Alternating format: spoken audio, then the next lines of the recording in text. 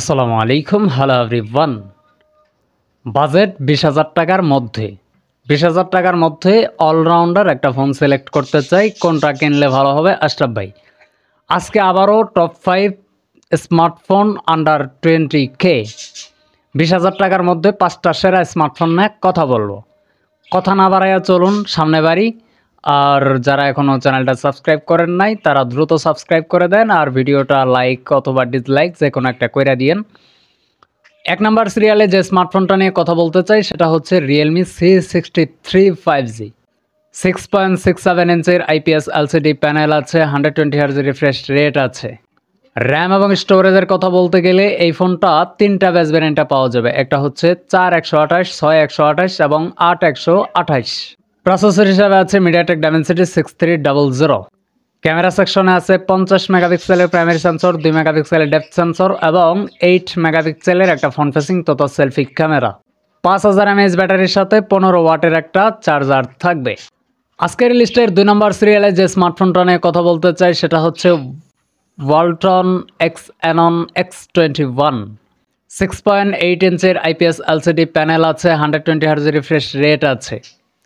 2.5D গ্লাসের ব্যবহার করা হয়েছে। এটা মূলত একটা কার্ভ ডিসপ্লের ফোন। তোর মগা, এটা মোটেও কার্ভ না। তো এটা চয়েস করতে পারেন বর্তমান সময়ে দাঁড়াইয়া। ফিচার এবং স্পেসিফিকেশনের কথা বলতে গেলে র্যাম এবং স্টোরেজ হিসাবে আছে 8 128GB, আর এটার স্টোরেজ টাইপ হচ্ছে UFS 2.2। প্রসেসর হিসাবে আছে MediaTek Helio G99। ক্যামেরা সেকশনে আছে 64 মেগাপিক্সেলের প্রাইমারি সেন্সর, 2 মেগাপিক্সেলের ম্যাক্রো, 2 মেগাপিক্সেলের ডেপথ এবং 50 মেগাপিক্সেলের একটা ফ্রন্ট ফেসিং তথা সেলফি ক্যামেরা। তো যারা ভিডিওগ্রাফি করতে চান তারা এই ফোনটা চয়েস করতে পারেন, কোনো সমস্যা নাই।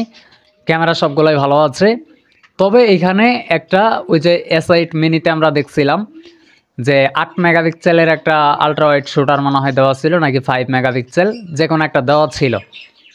তো এখানেও আমরা দেশীয় ব্র্যান্ড ওয়ালটনের কাছ থেকে আশা করব যে যেহেতু বাজেট এটা 23,000 টাকার মধ্যে, তো 23,000 টাকার একটা ফোনে আলট্রা ওয়াইড দিয়ে দিলে আপনাদের ভ্যালুটা অনেকটাই বাইরে যাইতো, আমাদের একটু চালাইতেও সুবিধা হইতো, ক্যামেরার দিকে যারা ফোকাস করি মোটামুটি।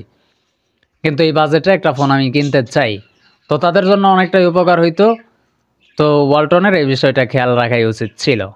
তো 5000 mAh ব্যাটারির সাথে 33 ওয়াটের একটা ফাস্ট চার্জার আছে। এটা অবশ্যই বক্সে দেওয়া থাকবে, ওয়ালটন কিপটামি করেন। আজকের লিস্টের 3 নম্বর সিরিয়ালে যে স্মার্টফোনটা নিয়ে কথা বলতে চাই সেটা হচ্ছে Oppo A3 4G। 6.67 ইঞ্চের IPS LCD panel আছে, 90 Hz রিফ্রেশ রেট আছে। এটার ডিসপ্লেকে প্রোটেকশন করতেছে পান্ডা গ্লাস। এটার র্যাম এবং স্টোরেজের কথা বলতে গেলে অনেকগুলো বেস ভ্যারিয়েন্টে পাওয়া যাবে।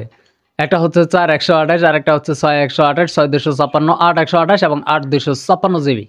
প্রসেসর হিসাবে আছে Qualcomm Snapdragon 6S Gen 1। Camera সেকশনে আছে 50 মেগাপিক্সেলের প্রাইমারি সেন্সর, 2 মেগাপিক্সেলের ম্যাক্রো অথবা ডেপথ এবং 5 মেগাপিক্সেলের একটা ফ্রন্ট ফেসিং তথা সেলফি ক্যামেরা। 5100 mAh ব্যাটারির সাথে 45 ওয়াটের একটা চার্জার আছে।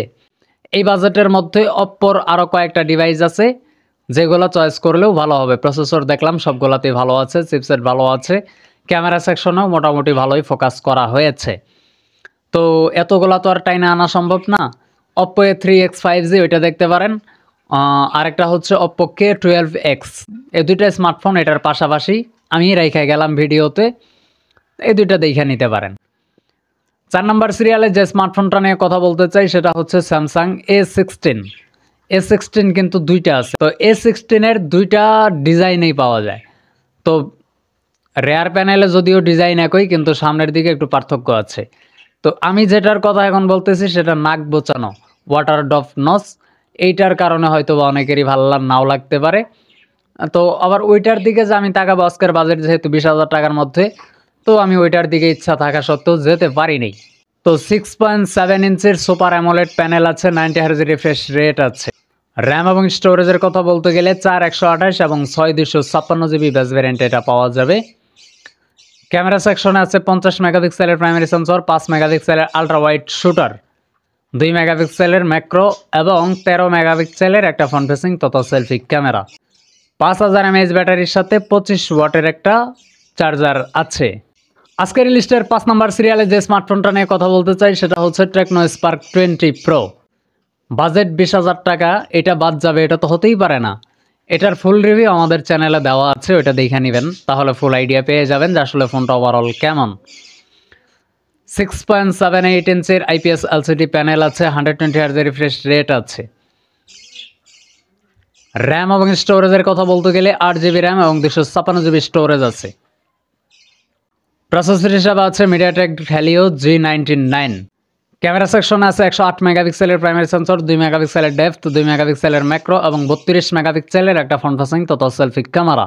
এটা 2K 30 FPS 1080p 60 fps পর্যন্ত রেকর্ড করা যায়। তো ক্যামেরার দিকে যাদের ফোকাস আছে, অলরাউন্ডার একটা ফোন দরকার, চয়েস করতে পারেন নির্দ্বিধায়, কোনো চিন্তা নেই। 5000 mAh ব্যাটারির সাথে 33 ওয়াটের একটা চার্জার আছে। তো এইটা ছিল ভিডিও। আজকের ভিডিওটা কেমন লাগছে? যদি ভালো লেগে থাকে মাস্ট একটা লাইক দিয়ে যাবেন, চ্যানেলটা সাবস্ক্রাইব করতে ভুলবেন না। দেখা হচ্ছে আশরাফ জোনের ব্র্যান্ড নিউ কোনো নতুন ভিডিওতে, আরও ইন্টারেস্টিং নতুন ভিডিওতে। এ পর্যন্ত সকলেই ভালো থাকবেন, সুস্থ থাকবেন। ধন্যবাদ সবাইকে। আল্লাহ হাফেজ।